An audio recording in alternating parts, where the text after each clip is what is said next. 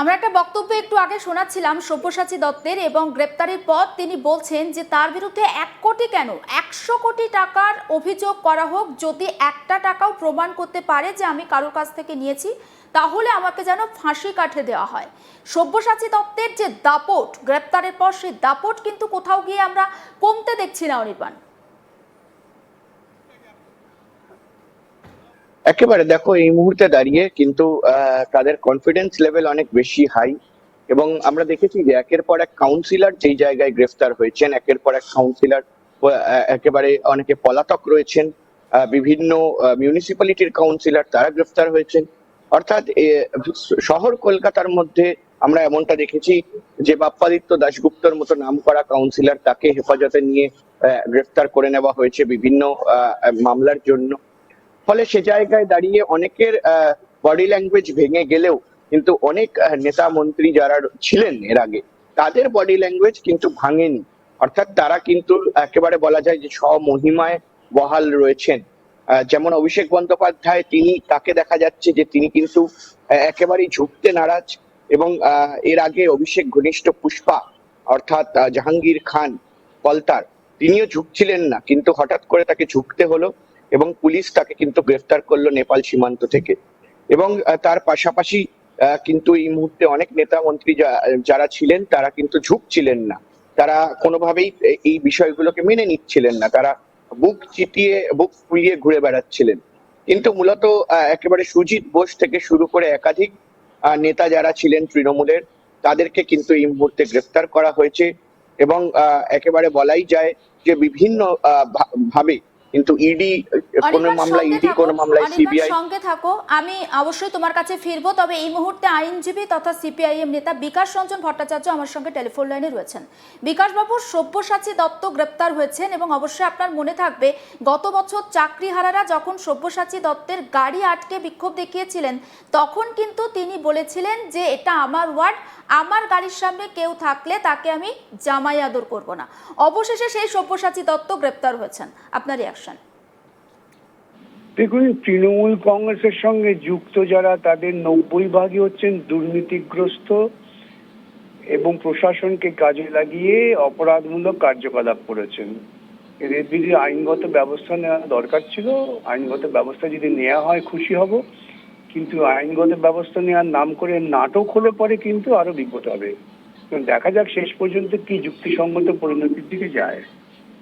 আমার আরো একটা বিষয় জানা রয়েছে বিকাশবাবু আপনার থেকে। আমরা একটা বক্তব্য শোনাচ্ছিলাম একটু আগে গ্রেপ্তারের পর সব্যসাচী দত্তের রিয়াকশন। তিনি বলছেন যে তার বিরুদ্ধে 1 কোটি নয় 100 কোটি টাকার মামলা দেওয়া হলেও বা 100 কোটি টাকার অভিযোগ করা হলেও যদি একটা টাকাও তিনি কারোর কাছ থেকে নিয়ে থাকেন, সেটা যদি প্রমাণিত হয়, তাহলে যেন তাকে ফাঁসি কাঠে দেওয়া হয়। এই বিষয়ে আপনি কি বলবেন? ওর বক্তব্য উনি বলেছেন, তা নিয়ে আমি আবার কি মন্তব্য করব? প্রত্যেকের বক্তব্য তার নিজস্ব মতামতের উপরে। কিন্তু যে ব্যক্তির বিরুদ্ধে এত অভিযোগ, গ্রেপ্তারের পরেও তার এতটা দাম্ভিকতা কোথা থেকে আসে? এটা তো তাদের জিজ্ঞাসা করবেন, তারা কোত্থেকে বলেন, কিন্তু আমরা কি করে বলবো। বেশ, অনেক ধন্যবাদ।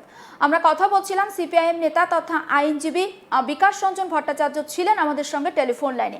অনির্বাণ, সঙ্গে থাকো, আমি আরো একবার তোমার কাছে ফিরবো। তবে সব্যসাচী দত্তের একটা বক্তব্য আমি একটু দর্শকদের শোনাতে চাই। কি বলবেন? আপনাকে গ্রেফতার করা হয়েছে, পুরোটাই ফলস ফেব্রিকেটেড।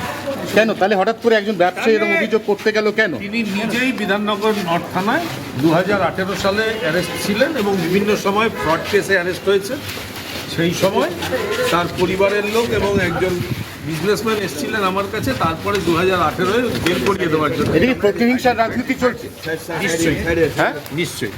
আপনি তো একসময় বিজেপিতে ছিলেন, আপনি তো একসময় বিজেপি জয়েন করেছিলেন। ওইদিকে ঠালো, ওইদিকে তো একসময় বিজেপি জয়েন করেছিলেন, তাহলে ওই প্রতিহিংসাটা বলছেন এটাকে? হাতটা ছাড়েন, এটাকে তা সত্ত্বেও প্রতিহিংসাই বলবেন? নিশ্চয়ই। তাহলে কি বলবেন? সব্যসাচী দত্তের বক্তব্য শোনাচ্ছিলাম। অনির্বাণের সঙ্গে একটু কথা বলি। অনির্বাণ বলছেন যে সব্যসাচী দত্ত, তার বিরুদ্ধে ফলস অ্যালিগেশন নিয়ে আসা হয়েছে। যে ব্যক্তি তার বিরুদ্ধে অ্যালিগেশন নিয়ে এসেছেন 2018 সালে ওই ব্যক্তি নিজে জেলে ছিলেন এবং তার পরিবারও একাধিকবার এই সব্যসাচী দত্তের কাছে এসেছেন। সব্যসাচী দত্ত কিন্তু একসময় বিজেপিতেও ছিলেন। অনির্বাণ, দেখো এই মুহূর্তে একেবারে রাজনীতি, পাল্টা রাজনীতি এবং এই ধরনের একেবারে কথাবার্তা সেগুলো তো চলতেই থাকছে। অর্থাৎ আমরা এটা দেখতেই পাচ্ছি যে একের পর এক কিন্তু বিভিন্ন জায়গায় আমরা দেখছি যে যখন তৃণমূল নেতারা অ্যারেস্ট হচ্ছেন বা গ্রেফতার হচ্ছেন, সেই সময় তারা পাল্টা যুক্তি দিচ্ছেন, সেই সময় তারা পাল্টা বলছেন যে এটা বিজেপির চক্রান্ত বা বিজেপি ইচ্ছা করে করছে। কিন্তু জনরোষের যে কথা, যে জনতার যে অনির্বাণ, কমপ্লেন, আরেকটু থামাচ্ছি। এই মুহূর্তে বিজেপি বিধায়ক দেবাশিস ধর আমার সঙ্গে টেলিফোন লাইনে রয়েছেন। দেবাশিস বাবু, স্বাগত আপনাকে আজ তাক বাংলায়। সব্যসাচী দত্ত গ্রেপ্তার হয়েছেন, তিনি একসময় আপনাদের দলেও ছিলেন। তারপর তৃণমূল কংগ্রেস বিধানসভা নির্বাচনে আমরা দেখেছি বারাসত কেন্দ্র থেকে তিনি প্রতিদ্বন্দ্বিতা করেছেন, কিন্তু পরাজিত হয়েছেন। আপনার রিয়াকশন? দেখুন, গ্রেপ্তারির যে কারণ উঠে এসছে যে তোলাবাজি, স্পেসিফিক কমপ্লেনের এগেন্স্টে তাকে অ্যারেস্ট করা হয়েছে। এ ব্যাপারে পুলিশ তদন্ত করে যথাযথ অ্যাকশন নিয়েছে। আর সব থেকে বড় কথা, আমাদের দলে কেউ থাকলে সেদিনই কোনো অপরাধ সেই সময় করেও থাকলে অপরাধটা অপরাধ, সেক্ষেত্রে আইন যে ব্যবস্থা নেওয়ার সেটা নেবে। এটা আমাদের মাননীয় প্রধানমন্ত্রী যেদিন ব্রিগেডে সভা করেছিলেন সেটা পরিষ্কার করে বলে দিয়ে গিয়েছিল। ফলে তার পদাঙ্ক অনুসরণ করে মাননীয় মুখ্যমন্ত্রী তার সরকারের ভিশন নিয়ে কাজ করে চলেছেন। এবং এক্ষেত্রে যে যে অভিযোগ মানে যেভাবে উঠে এসছে সেগুলো প্রত্যেকটি যথাযথ পুঙ্খানুপুঙ্খ তদন্ত হচ্ছে। এবং তদন্ত হওয়ার পরে এই ব্যাপারগুলোতে যে পুলিশি অ্যাকশন, সেটা আগে থেকে কমিটমেন্ট করার ছিল আমাদের চার্জশিটে বা সংকল্প পত্রে, সেটাই কিন্তু আমরা সামনে দেখতে পাচ্ছি। এইটার কোনো ভেবে নেওয়ার কোনো কারণ নেই। কোনো মানুষ যদি কোনো ওই তোলাবাজির সাথে যুক্ত থাকে, এই সরকার কিন্তু তাকে ছেড়ে কথা বলবে না।